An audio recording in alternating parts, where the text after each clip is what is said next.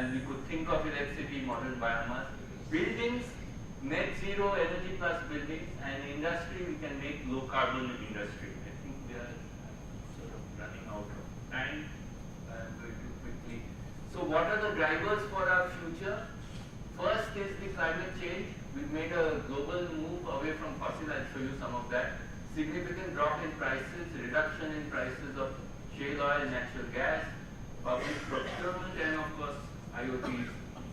This is our commitment in Paris, and we start with a slope which basically tells us that we used to live in harmony with nature, right? And with that, we committed to reducing our emission intensity by 1/3, 40% cumulative fossil to non-fossil power, and an additional carbon sink. And in COP26, our Prime Minister Modi has said that we'll have 500 gigawatts of non-fossil power by 2030. 50% of our energy mix will be based on renewables, and then we would reduce our emission intensity, we would go to net zero. We've had significant, this is the renewable installed capacity share in the total, and you can see that's gone beyond 30%. Even the generation has gone more than 10%, so we've been having very significant growth. This used to be the world's largest solar power plant in 2020. Give you a sense of magnitudes. 648 megawatts, about 4,654 crores of rupees, 10 kilometers square, and this uses robotics for automatic panel cleaning. Plant was built in 8 months. In Rajasthan, the Bhatla solar park, 2,250 megawatts. Now just remember these numbers. We talked about Suratgarh, 2,820 megawatts. Bhatla similar, 2,250 megawatts. 57 kilometers square, large areas of land. One of the largest solar power plants to the world. I do believe something in the UAE has come, which is now, so it may be second largest now, but it is one. Again, if you have gone from Jaisalmer towards the border, you will see some of this. Jaisalmer wind farm, largest wind farm in Rajasthan, 1,064 megawatts, area of 5,000 kilometers square. And I just wanted to show you, when just before preparing for this lecture, I thought I will take some data from Rajasthan. I found out the data for last Friday, right? And last Friday, installed capacity 2,820 megawatts. What was the maximum that the Suratgarh plant generated? 2,000 megawatts around 8 p.m. in the night. And the average generation during the day was 1,970 megawatts. Solar, I didn't get just for that Bhatla plant. It was the total Rajasthan was 4,658 megawatts. Peak generation was about 4,400 megawatts at 1 p.m. But the system peak which Rajasthan has is at 7 p.m. At 7 p.m. solar generates nothing. Right? So anything which you want to use in solar, if you want to use in the night, you have to put it in storage, which has an additional cost. And that's the issue when we go for higher and higher solar. The average generation is 1,240 of an installed capacity of 4,600. Here 2,820, 1,970. If you look at capacity factor, 27%. So this is one of the things you need to keep. Interestingly, wind, 4,328 megawatts, average generation only 254. Because our wind is very seasonal. It's only in the 4 monsoon months. During this in November, very little wind. So again, something to think about when we go for future. I couldn't get the load curve of Rajasthan, I couldn't plot it, but I'm showing you Delhi, which says typically what happens is demand has a peak in the morning and in the night. And in Rajasthan, I found that the night peak was higher.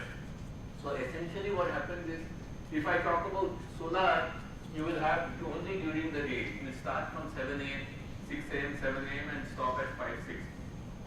So as you go for higher and higher solar, you need to find ways to meet the requirement of night unless you want to change your pattern so that you use only essentially during the day, which is not something we would like to do.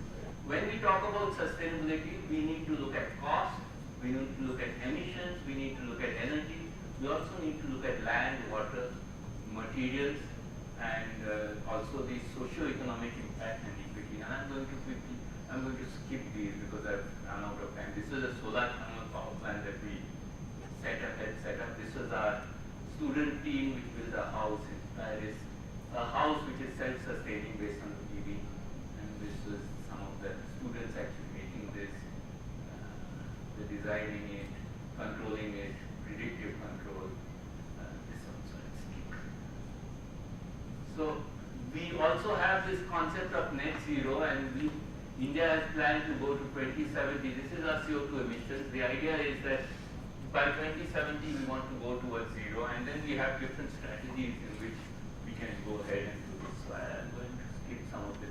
So one of the challenges which is there, which we saw, is that if we go for higher and higher amounts of renewables in our system, there will be a point, we've done a projection on this, that typically you will get to a point where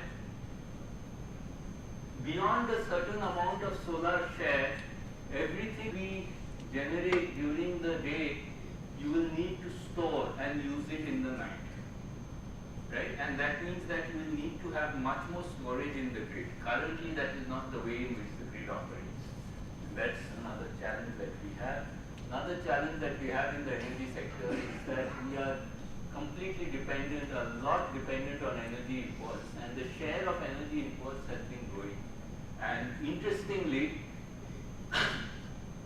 we have most of our PV plants have been imports from China, because they have been in the bids, they have been able to outbid the Indian competitors.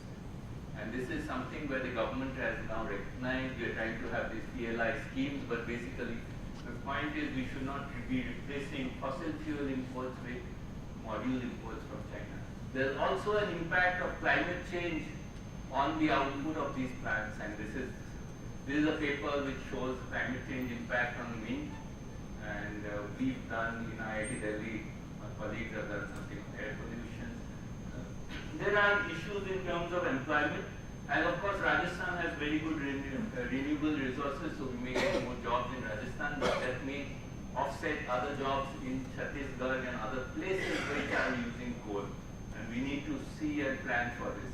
There are many possibilities in terms of research challenges for transitions. We may also look at low-cost monitoring, looking at intelligence, machine learning, AI, resilience and redundancy. Just to give you an example, for a colleague in civil engineering at IIT Delhi who has developed a limestone calcine clay cement which has 50% of the CO2 impact per ton as compared to conventional cement. This has been done as a global and this has been tried in various, at least 25 countries, and that's another. We also need to have the whole nature of the energy system will be different now, because you are now going to have, the main issue is that when I want to change the output of, let's say, Suratgarh, all that I do is I burn less coal, output reduces.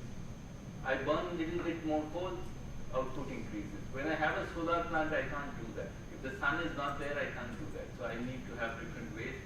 We look at demand response, optimal operating strategies, designer materials, redesigning the products and systems, and then modifying human behavior.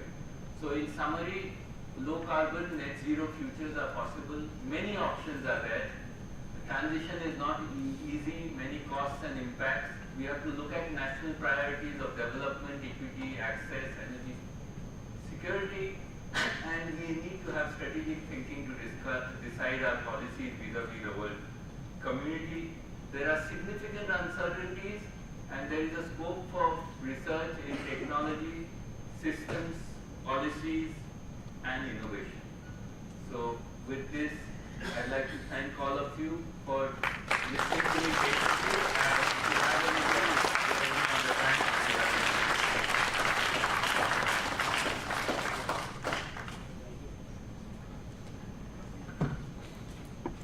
Thank you very much, sir. Thank you for the nice presentation.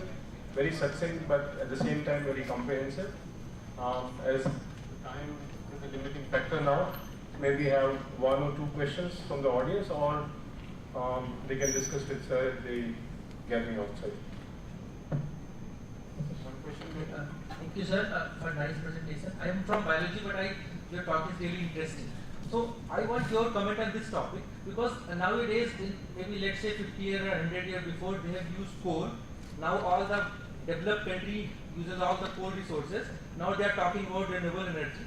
But if you see the behind it, and you also, one of the slides you told that you need to have technology for storing of that, where we need to use lithium. So that means in future, those countries who have more lithium is going to be developed if you use renewable energy. So what is your comment on this? If you move from renewable energy, so what is the cost of a developing country will have on this particular? So it's an important question. Many of these transitions have strategic requirements. There are also business concerns. So it is true that lithium is in a few countries, but there are other technologies possible. Sodium ion is possible. Many biological people are talking of artificial photosynthesis.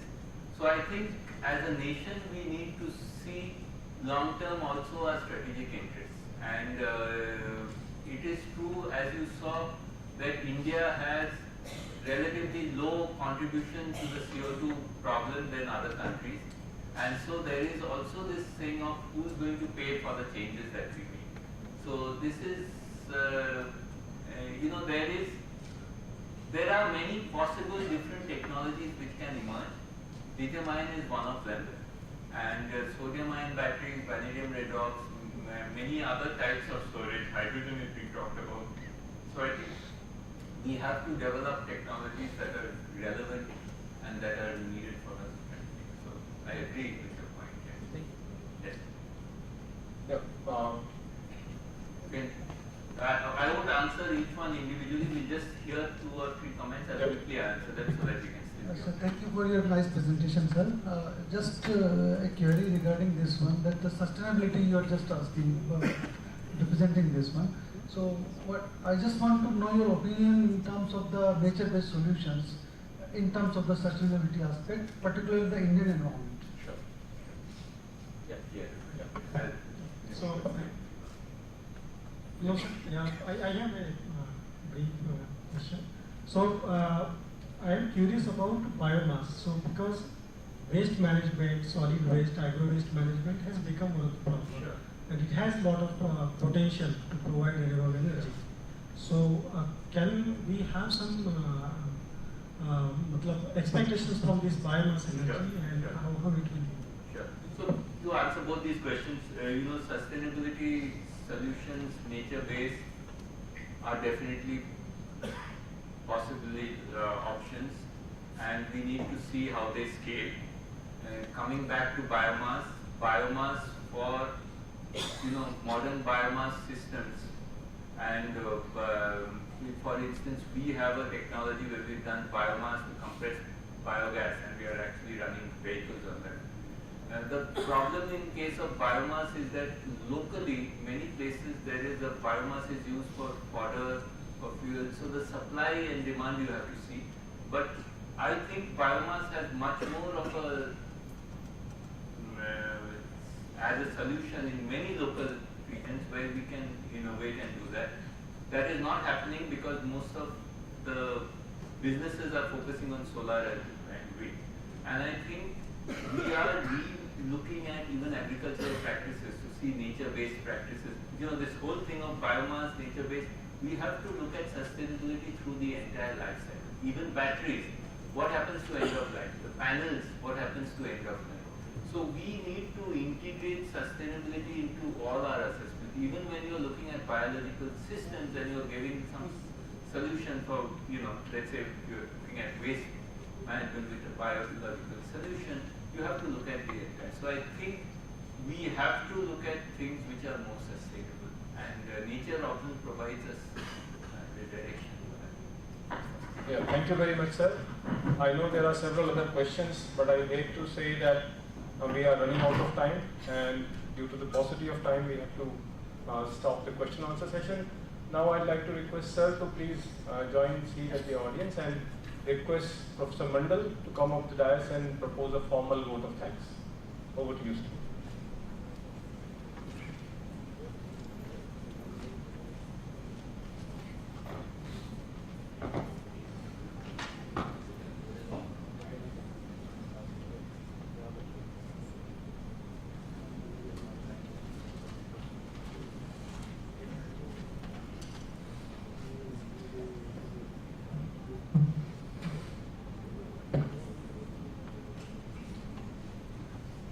Very good evening, Professor Rangan Banerjee, Director IIT Delhi, our Honorable Vice Chancellor, Professor Anand Bhadrao, Dean Academics, Deans of different schools, Heads of the Department, my fellow colleagues, dear scholars and students. It is indeed my privilege to give a formal vote of thanks. So, before I give the vote of thanks, I'd like to give a special thanks to our Honorable Vice Chancellor for giving us this opportunity to organize such event, and he has given all kind of support and leadership. That is why we are able to organize such event with successful. Now I'd like to give a special heartfelt thanks to our today's guest, Professor Rangan Banerjee.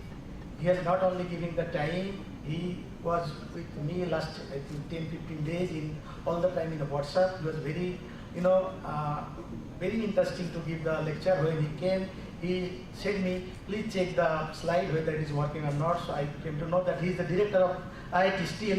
He has so much fascinating about the lecture, so that you can come to know after his lecture. So thank you, sir, for your time and coming over here.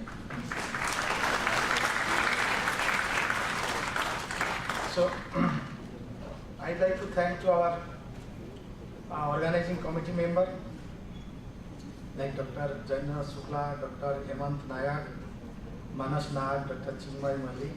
Please give a big round of heart and a big round of applause because for their support, continuously they are doing this kind of event in a month, at least 1 or 2. So their support is very much important for this.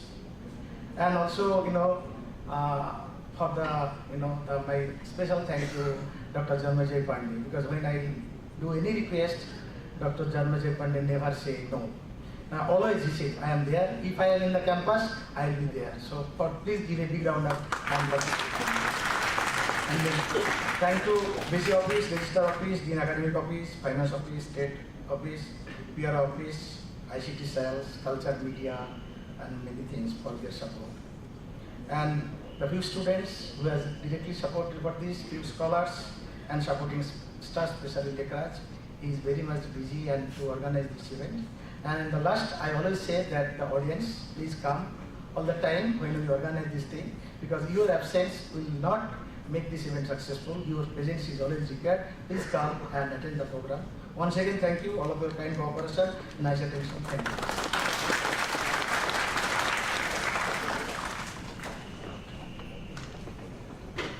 Outside, there is a tea, please help.